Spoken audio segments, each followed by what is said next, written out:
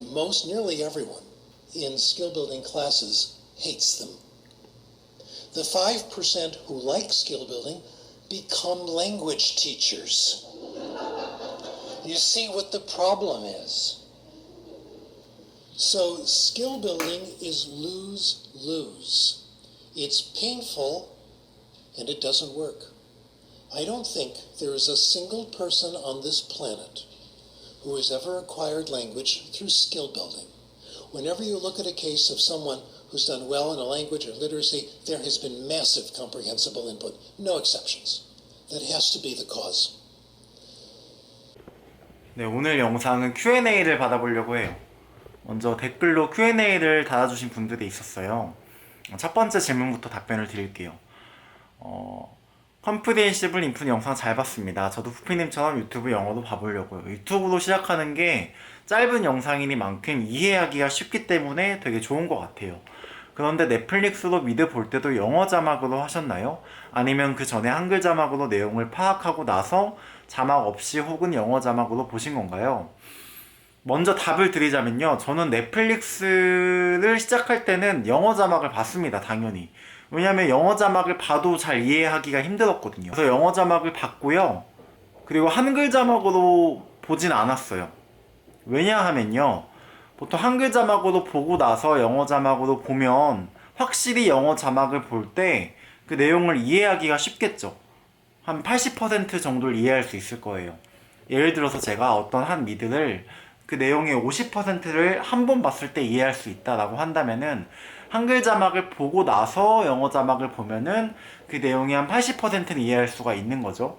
그런데 저는 어떻게 생각을 했냐면은, 일단 첫 번째로 그렇게 한글 자막으로 보고 영어 자막을 보는 게 재미가 없다고 생각을 했어요.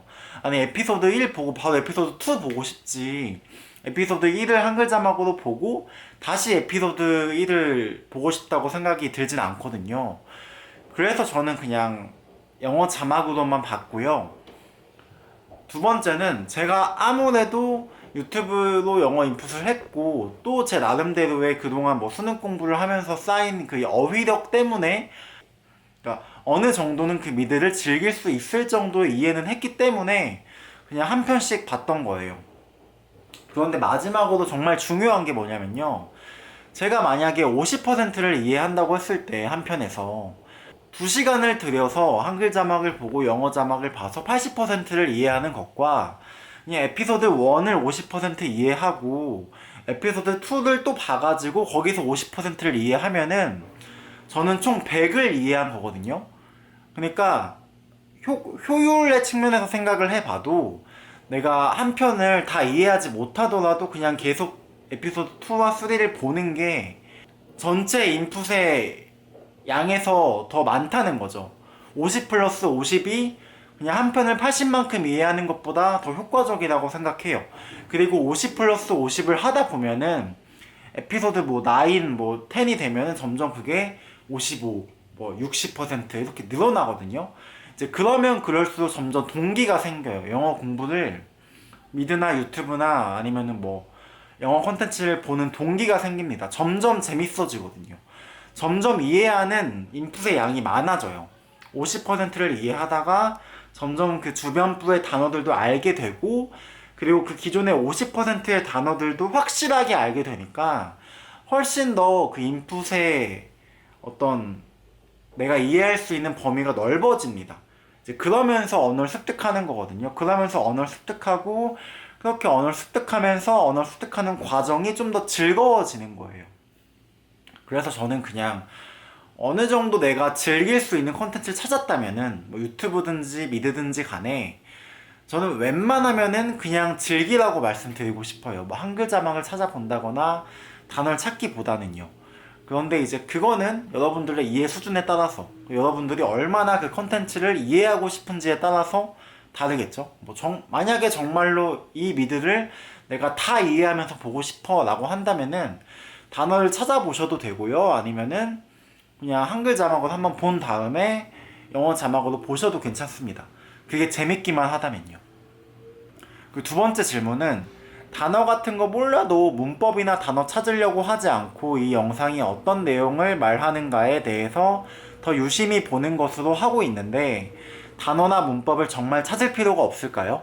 단어를 몰라도 맥락 안에서 아 이런 뜻이구나 하면서 추측하면서 이해해야 하는 게 더 중요한 것 같은데 진짜 모를 때는 검색해봐도 괜찮나요? 어떻게 하시는지. 어떻게 해도 괜찮아요. 단어를 찾아봐도 괜찮고요. 저는 안 찾아요. 저는 전혀 안 찾습니다. 저는 작년 11월부터 지금까지 한 번도 단어를 찾아보면서 미드나 유튜브를 본 적이 없어요. 그냥 보는 거죠. 왜냐면요, 저는 영어를 진짜 배우는 순간이 단어를 유심히 그 뜻을 이해하려고 하거나 아니면 어떤 표현을 막 추측하는 그 순간이 아니라고 생각해요. 오히려 제가 예전에 세계 여행 브이로그를 봤을 때 제가 정말로 영어를 공부한다고 영어를 배운다고 느꼈던 때는 언제였냐면요, 이 단어가 뭐지? 이 들리는 이 표현이 어떤 뜻이지? 라고 생각하는 때가 아니라 그냥 몰입하는 순간이었어요. 이 세계 여행하는 사람이 지금 이걸 먹고 있구나, 여길 가고 있구나, 그냥 그 내용을 이해하면서 마치 내가 지금 영어를 공부하는지도 까먹을 정도로 몰입하는 순간에 내가 정말 영어 인풋을 막 습득한다고 느꼈거든요. 근데 이게 제가 느낀 것만이 아니라요, 스티븐 클러시안이라는 컴프레hen시블 인풋 이론을 이제 거의 창안했다고 볼 수 있는 교수도 그렇게 말해요. 더 파워 오브 리딩이라는 유튜브 영상에서 말씀을 하시는데, In order for comprehensible input to work, the input has to be interesting. People have to pay attention to it. I suspect now, that it's not just interesting. The best input for language acquisition, optimal input, is extremely interesting. The word I've been using is compelling. Compelling means so interesting that you're not aware of what language it's in. It's only the message, only the story that counts. You're in a state of what Csikszentmihalyi Mahali calls flow. The world disappears around you. Your sense of self is diminished. Your sense of time is diminished. Only the book, only the story. You're lost in the book. 코믹스나 아니면 책을 읽을 때 당신이 가장 언어를 효과적으로 습득하는 순간은 내가 지금 언어를 공부하는지도 까먹을 정도로 이 컨텐츠에 몰입하는 순간이다 라고 하거든요. 근데 사실 그렇잖아요. 우리가 왜 원어민과 대화할 때, 그리고 세계 여행을 가서 막 생존 영어라고 하죠. 왜 그런 경우에 언어를 가장 효과적으로 습득을 할까요? 사실 거기선 중요한 게 언어를 습득하는 게 아니라 거기서 살아남는 게 중요하고 원어민과 대화하는 것 자체가 중요하거든요. 그 완전한 몰입 상태가 우리에게도 하여금 진짜 영어를 배우게 만드는 거예요. 그래서 저는 웬만하면 단어나 그런 걸 찾지 말고 그냥 그 컨텐츠, 내가 이해할 수 있는 어떤 맥락과 영상 정보가 있는 컨텐츠에 그냥 몰입하라고 말하고 싶어요. 지금 보고 있는 미드나 유튜브가 잘 이해가 안 된다, 몰입이 안 된다? 그러면 웬만하면 내가 몰입할 수 있는 컨텐츠 찾았으면 좋겠어요.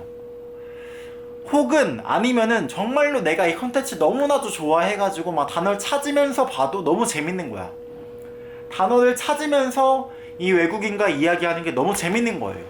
그 정도의 컨텐츠를 가지고 영어 단어를 찾거나 영어 문법을 찾으면서 공부하는 것도 저는 괜찮은 방법이라고 생각합니다.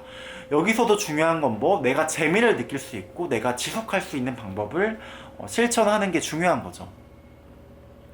여기서 저는 좀 정리하고 싶은 게, 컴프리헨시블 인풋 방법으로 유튜브나 미드를 보면서 단어를 찾지 않고 문법을 그렇게 생각하지 않으면서 공부를 하시다면은 전 중요한 게, 일단 단기적으로는요, 내가 지금 영어를 공부하는 이유가 영어를 공부하기 위함이 아니어야 한다고 생각해요.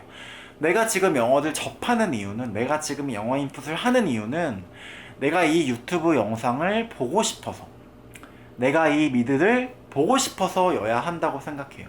내가 이 책의 내용을 알고 싶어서. 제가 지금 삼국지를 읽고 있어요. 저는 영어를 공부하려고 삼국지를 읽는 게 아니라 정말 인생을 살면서 한 번쯤은 삼국지를 읽어야 한다고 하길래 삼국지를 읽는 거거든요. 그런데 그 동기가 뭐냐면, 삼국지를 읽으면서 내가 영어를 공부할 수 있으니까 더 삼국지를 읽을 마음이 생기는 거죠.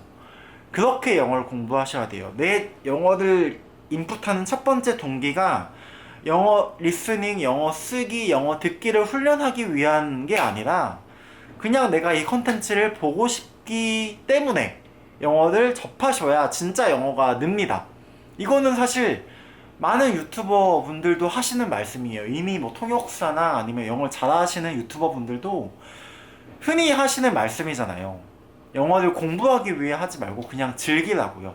내가 즐거운 것을 하면서 영어를 공부하시면은 그게 가장 좋은 방법이고, 그러니까 단기적으로 생각할 때는 내가 영어를 인풋하는 이유가 영어를 공부하기 위함이 아니라 영어를 통해서 영어를 수단으로 삼아서 뭔가를 성취하기 위함이 되어야 해요. 그리고 장기적으로 생각했을 때는요, 하루하루에 내가 얼마나 나아졌는지 따지는 거는 정말 소모적인 거예요. 정말 소모적이고, 적어도 일주일 혹은 한 달 정도의 기간을 두고 여러분들의 실력을 평가하세요. 일주일이면은 뭐 한 20시간 혹은 40시간, 많이 하시면 70시간까지도 할 수 있는 시간이거든요. 그거에 맞춰서 내가 지금 보고 있는 콘텐츠를 잘 이해하고 있는지 없는지 평가하셔야 합니다. 하루하루에 내가 이 표현을 익히고 있는지, 이 표현을 습득하고 있는지를 평가하다 보면 정말 지쳐요. 왜냐하면 하루 만에는 그게 안 늘거든요. 당연히 하루 만에 늘려면 단어를 외우셔야 하고요. 하루 만에 늘려고 하면 문법으로 막 분석을 해서 해석을 해야 내가 오늘 이 문장들을 다 완전히 익혔고 완전히 외웠다라고 하잖아요. 그런데 그렇게 공부하면 어떻게 되죠? 한 3일 가다가 안 하게 돼요. 안 하게 되고요. 그리고 한 달 후엔 까먹어요. 까먹지 않기 위해서 또 그거를 막 암기하고 공부해야 돼요. 그러니까 제가 말하고자 하는 거는 장기적으로 생각하세요. 일주일 혹은 한 달. 그래서 내가 나아지고 있는지 여부는 일주일과 한 달 정도의 시간 갭을 두고 판단하라는 거예요. 그러면 저는 정말로 일단 첫 번째로 여러분들이 계속 영어 인풋을 하고 있는 모습을 발견하실 거라고 생각해요. 계속 즐기고 있으니까요. 계속 즐겁게 영어를 공부하고 있으니까요. 그리고 당연히 좀 더 내가 영어를 잘 이해하고 있고 영어 실력이 막 엄청 는 것 같지 않더라도 익숙해져요. 지금 인풋하는 영어 표현을 모르더라도 그 모르는 영어 표현을 접하면서 그 영상과 그 책의 내용을 이해하는 게 익숙해져요. 그러니까 쉽게 말해서 내가 만약에 60% 정도 이해하는 걸 첫 번째로 시작했어요. 어떤 콘텐츠를. 근데 오늘은 60%고 뭐 일주일 후에도 한 뭐 2%, 3% 될 거 아니에요? 그러니까 별로 영어 실력은 차이가 안 난단 말이에요. 그런데 그렇게 실력이 차이가 안 난다 할지라도 영어 표현에 익숙해지는 거예요. 내가 60%의 실력을 가지고 이 영어 콘텐츠를 즐기는 것에 익숙해지는 거예요. 무슨 말인지 알겠죠? 그러니까 처음엔 엄청 그게 불편하거든. 처음에는 내가 40% 너무 찝찝하고 내가 이걸 다 이해하고 싶은데 너무 불안하고 막 그래, 이런 상태가 되다가 계속 그 상태로 에피소드 2, 에피소드 3, 에피소드 4 보면은 점점 익숙해진 단어도 있으면서 그렇게 내가 완전하지 않게 영어 영상을, 미드를 이해하고 있는 그 상황에 적응하게 된다는 거예요. 그렇기 때문에 저는 그냥 장기적으로 그냥 생각했으면 좋겠어요. 장기적으로 일주 혹은 한 달의 시간을 두고 여러분들 실력을 평가하시면은 적어도 익숙해지고요. 당연히 영어 표현이 늡니다. 이미 알고 있는 표현도 단단해지고요. 모르는 표현들은 그 주변부에서 계속 쌓여요. 그러면서 영어 표현이 느는 거예요. 영어 실력이 느는 거고. 사실 간단해요. 핵심은 간단합니다. 단기, 장기 이렇게 생각할 필요도 없어요. 그냥 즐기세요. 내가 가장 즐거운 걸 하세요. 내가 가장 즐길 수 있고 지속할 수 있는 걸 하세요. 그게 단기적인 시점에서도 가장 좋은 방법이고 장기적인 시점에서도 가장 좋은 방법이에요. 왜냐면은 내가 즐길 수 있는 영어 공부는 계속 할 수밖에 없어요. 앞으로 평생 할 수밖에 없어요. 앞으로 10년, 1년, 5년 할 수밖에 없는 거예요. 그렇기 때문에 내가 정말 즐거운 그 영어 공부의 루틴을 만드는 게 저는 가장 중요하다고 생각합니다. 네. 오늘의 Q&A는 여기까지고요. 좀 제가 말하고자 하는 어떤 요점이 잘 전달되었으면 좋겠습니다. 네. 그러면 이제 내일도 또 다른 영상으로 찾아뵙겠습니다. 안녕.